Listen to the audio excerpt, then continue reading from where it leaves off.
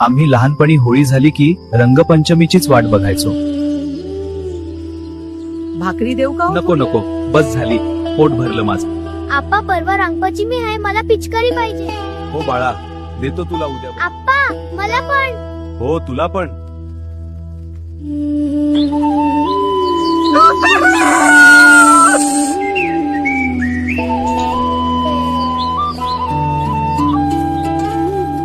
आप्पा सकाळी लवकर उठून आमच्यासाठी बांबूची पिचकारी बनवायचे.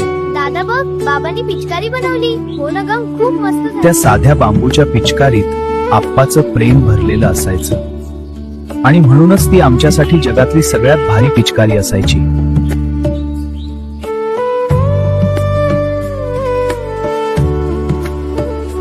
बाबा मला रंग आणायला पैसे पाहिजे. ठीक आहे बाळा, उद्या आणतो. लवकर झोपा रे, उद्या रंगपंचमी आहे. रात्री लवकर झोपून रंगपंचमीची स्वप्न पाहायचो. डोळे मिटले की रंगांची उधळण सुरू व्हायची. तुमच्यापैकी कोणी कोणी अशी रंगपंचमीची स्वप्न पाहिली आहेत?